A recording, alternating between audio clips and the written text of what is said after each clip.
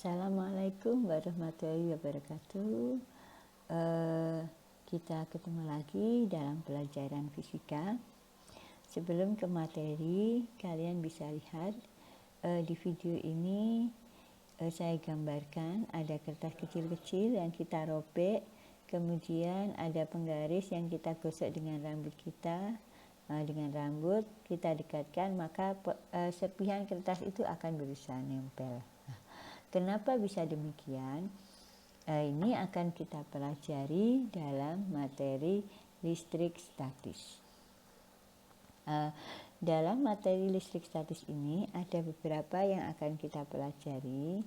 Yang pertama yaitu kita akan belajar tentang muatan listrik. Kemudian ada hukum Coulomb, ada medan listrik, potensial listrik, energi listrik, serta nanti ada beberapa contoh soal untuk menambah pemahaman kita. Kita lanjutkan ke materi muatan listrik. Muatan listrik. Muatan listrik itu terdiri dari elektron yang bermuatan negatif dan proton yang bermuatan positif. Muatan listrik suatu benda ditentukan oleh jumlah proton dan neutron dan elektronnya.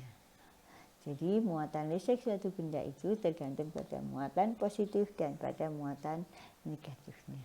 Di mana besar muatan listrik itu disimbolkan dengan E, besarnya itu 1,6 kali 10 pangkat min 19. Muatan listrik yang bermuatan positif atau kita sebut proton itu biasanya arah garis gayanya menjauhi. Sedangkan muatan listrik yang bermuatan negatif, dia didekati atau menuju ke pusat dari muatan negatif. Kemudian pada materi hukum Coulomb.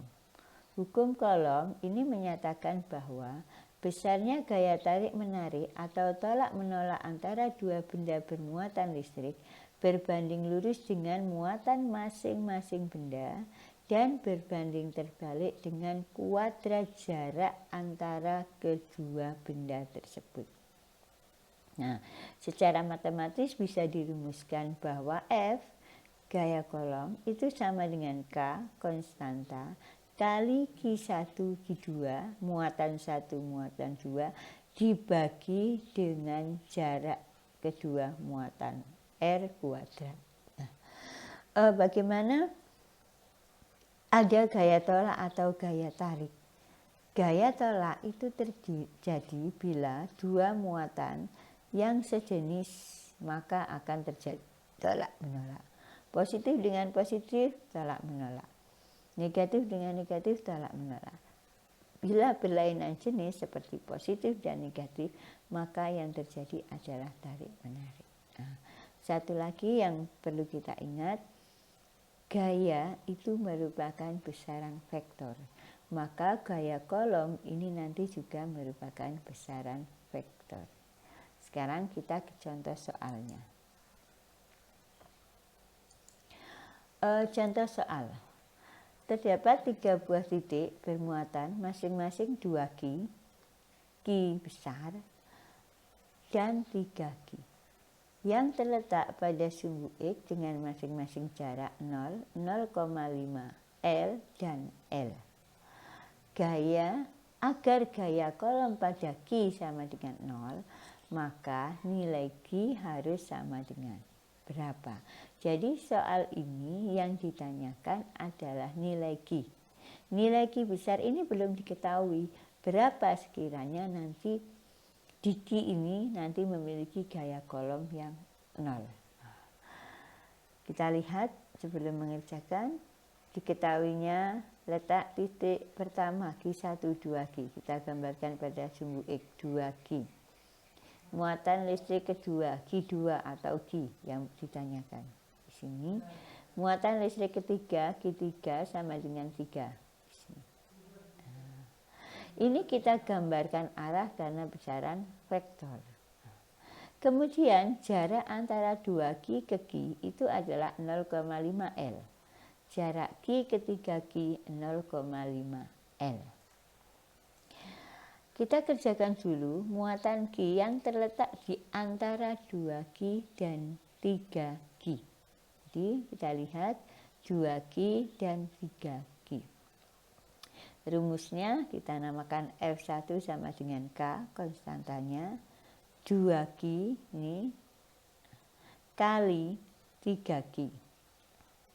Nah, ini kita anggap Q1 kali Q3 kalau kita rumuskan.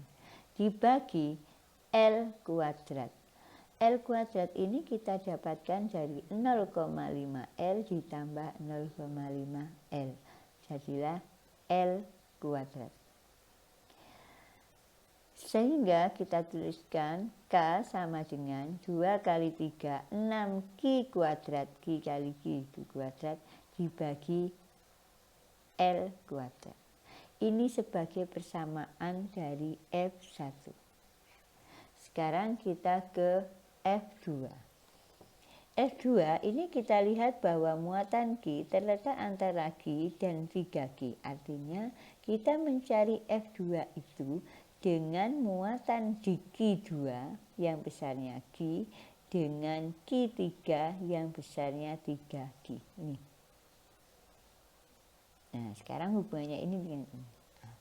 Kemudian kenapa Q-nya di sini bertanda negatif? Kalau kamu lihat ternyata Q kalau kita hubungkan dia arahnya adalah ke kiri. Biasa kita tahu bahwa pada besaran vektor kalau ke kiri kita anggap negatif, ke kanannya positif karena kita pakai sumbu X. K min Q besar kali 3Q tidak bisa dikalikan, jadi tetap 0,25I kuadrat. Ini dari 0,5I dikuadratkan ketemu 0,25I kuadrat. Kita masukkan 1/4. Kenapa bisa berubah jadi 4? Karena 0,25 itu kan 1/4. Maka bisa kita naikkan 4K Q kali 3Q. Nah, sekarang tadi dikatakan bahwa Q itu sama dengan 0. Nah, kalau sama dengan 0 berarti kan berlaku bahwa sigma F-nya itu F1 dikurangi F2 sama dengan 0. Maka bisa kita tuliskan F1 sama dengan F2.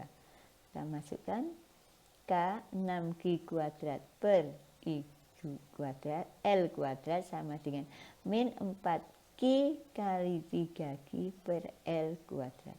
L-nya bisa kita coret karena sama, kita coret ya. Sebentar. Nah, L-nya kita coret karena sama. Kemudian 6Q kuadrat sama dengan min 12Q kali Q, Q besar yang ditanyakan. Maka Q kuadrat sama dengan min 2Q kali Q. Coret ya. Nah, berarti Q besar, Q sama dengan min setengah Q. Nah, ini adalah jawabannya. Jadi, kita harus meletakkan muatan sebesar min setengah Q untuk mendapatkan bahwa gaya tarik antara ini pada Q sama dengan 0. Nah, ini adalah untuk contoh soal hukum kolomnya. Nah, kalian bisa melihat soal-soal lain baik di internet ataupun di Big Book Fisika yang ada atau di buku saku Vindo atau buku apapun sebagai referensi kalian. Nah, ini untuk pertemuan kali ini kita akhiri. Nanti kita lanjutkan pada video berikutnya yaitu medan listrik, potensial listrik. Ya, assalamualaikum warahmatullahi wabarakatuh.